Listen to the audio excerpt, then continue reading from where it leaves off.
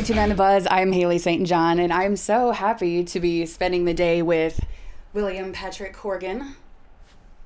Can I call you Billy? Or you can call me Billy, yeah. It's kind of a joke, the whole Billy William thing. Okay, I'll call you. It started as a joke, and it's still kind of a joke, but people really get worried they're going to offend me, and you can pretty much call me anything. I better call him William, otherwise this interview's over. Billy is totally fine, yeah. That's like a dog. I answer to Billy every time. Okay. Well, I'll call you whatever you want me to. So, not like anything weird like sir or anything like that, right? No. Mr. Corgan. When people started calling me Mr. when I hit my 30s, I was like, I'm really getting old. Kind of like when people call me ma'am, I'm like, oh, stop. That's enough of that. Well, I grew up in a world where you're supposed to address people formally, but ma'am is usually reserved for someone older than you. Yeah, exactly.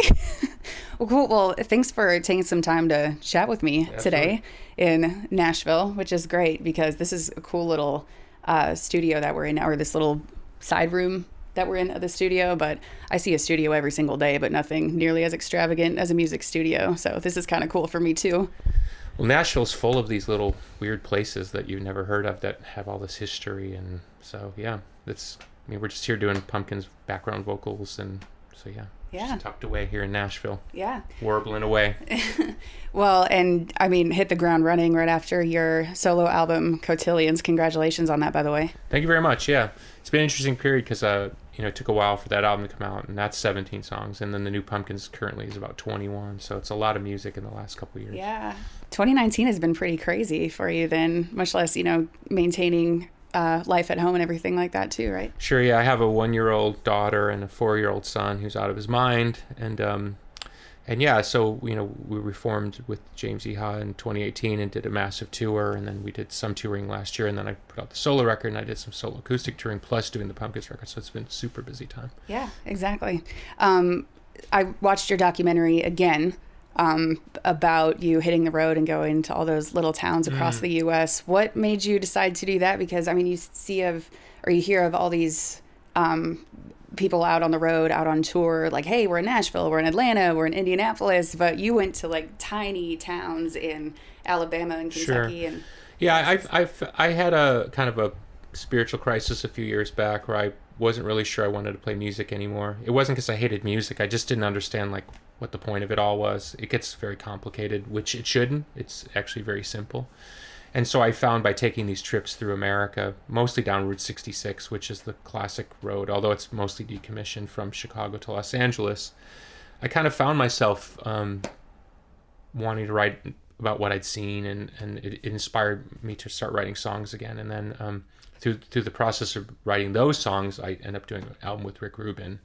And Rick did a solo album of mine a few years back called OG Lala, and then Rick did the Pumpkins kind of comeback album in quotations called Shining Oh So Bright, and then this is the follow-up to the solo album I did with Rick. So it's been a very interesting period of music, but I certainly feel super motivated again, which I totally connect to those trips. They they lit the fire back in me of like, simply put, and this is probably the lamest version of it, but simply put, if you told me when I was 18 growing up where I grew up in these, crappy suburbs outside of Chicago, that I would one day play the biggest stages in the world, experience all I've experienced, every magazine, every TV show, I would have pinched myself and said, no way, you're dreaming. And here I am many years later, grumpy about it all. And not only being disrespectful of my own journey, but of course all the people who, including my father, who would have hoped for those opportunities and didn't have them. And it kind of really put me back on track and said, no, you have plenty of music to make, and you got to get out of your own way and stop being a baby about the whole thing. And I just went back to writing songs and just really focusing on the music. As I know that's a horrible cliche, but it's really true.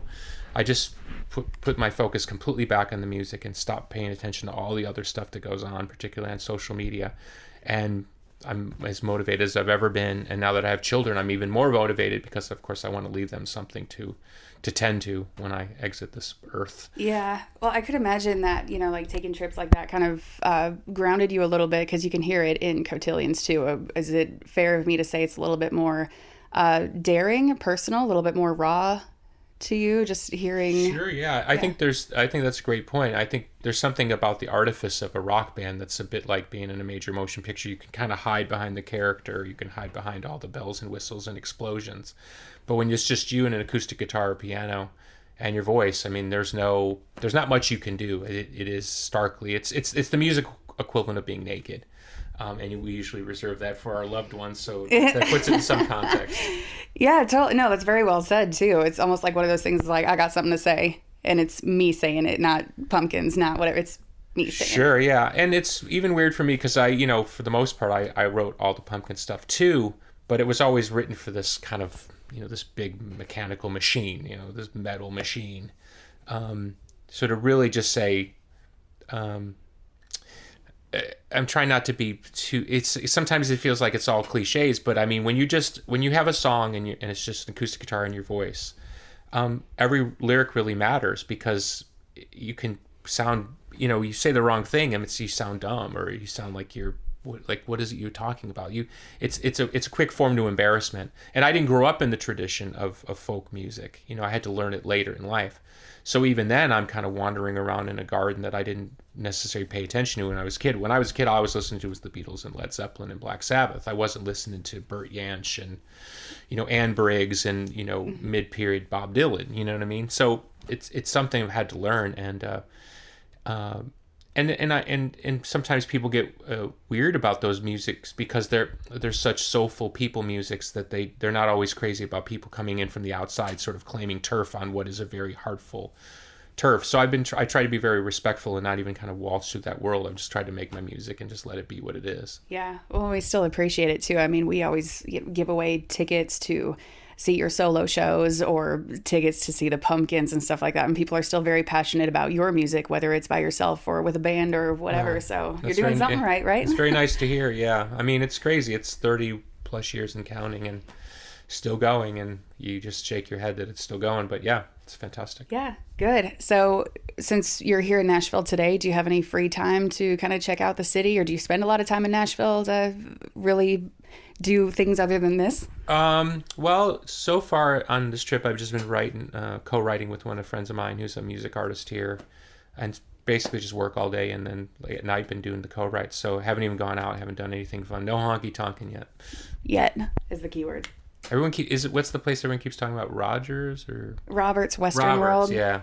That's a pretty good spot. Yeah, people keep saying I would like that because they play old school country there. Yeah. I mean, I've been to a lot of places here. I remember a few years back, I really enjoyed going to Skulls. Is it the burlesque place?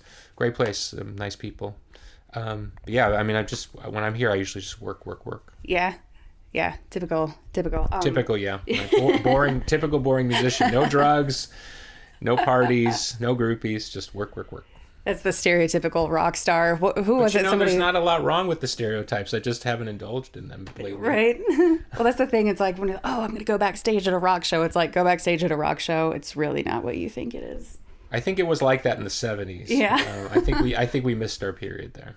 Yeah. Well, who are you listening to now? Like, what's a band that you're really into? You know what? I don't listen to a lot of music when I'm working on music. I know that's lame, but I just don't. Probably lately the person I was listening to the most was probably Elton John. I do these weird deep dives where I'll listen to I'll pick an artist and I'll start from the first album and listen until I can't stand it anymore. Get on a kick, yeah. Yeah, so I listen to every song, every album. Yeah. Because there's something about listening to somebody's musical journey. Like Elton John's a perfect example. Like the Elton John that everybody knows. I mean, it took him time to find that guy. And there's a lot of hits and misses in those. Obviously, the hits are massive, but there's a lot of misses too. And you can learn a lot from the misses even, because you have the same person, same time frame, same talent. So it's, and these days there's such compression in the marketplace as far as why people listen to music, that it's interesting to hear people make music at a time when it was less pressure. Right. That they could take more chances, and I find that really interesting. Yeah. Did you watch the Elton John documentary yet? I have not seen the documentary. I saw the. Are you talking about the movie? The Rocket Man, yeah. Yeah, I liked it. Okay. I thought it was interesting what they tried to do. It's almost like a musical. Yeah. I didn't love it, but I didn't hate it, and I've been lucky in that I've got to meet Elton a few times, and he's always been super lovely. So at least I have that in my heart that I know he's a sweet person.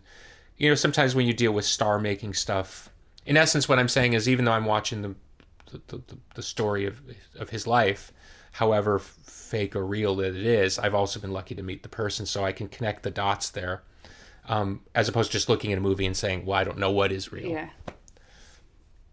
But that's cool. I mean, the fact that you got to meet Elton on top of it. Yeah, I mean, I'm lucky. Got to meet a lot of people, and yeah, it's been an amazing life. That's what I'm saying. When I was whining around a Route 66 all grumpy, you know, I really had to kind of pinch myself, you know, at that point and say, what are you doing? And it's good, you know, as anybody who has kids knows, it has a way of kind of straightening you out. So I think that plus the kids really kind of got me back on track. Yeah. Well, before I let you go and let you do your thing, what do you got planned for 2020, New Year? Groupies, drugs, bacchanal, parties. Nothing fancy. Come backstage. When the Pumpkins come through town next, come backstage. It's going to be wild. Yeah. Do you have any more information on the Pumpkins album, or is that all you're going to give us? Is that it's in the works? It's currently 21 songs. I've been working on it for over a year. It's pretty different in a good way, I think. Everyone who's heard it likes it a lot, so that's a good sign. We're going to do some touring. We're playing a big festival in Atlanta, I think April or May, Shaky Knees. Yeah. I'm not sure we're playing Nashville this year. Actually, I think we might. I might be giving a secret away. We might be doing a little surprisey gig soon. Keep an ear out. We'll let you know if he lets us know. I'll invite you backstage. It'll be nuts. Crazy. Bring the camera. Exactly. Well, thank you so much for taking. It's been awesome to meet you, and yeah, we continue to play Smashing Pumpkins and everything. It's great. Appreciate everyone. That's all I can say. I appreciate everyone. Thank you.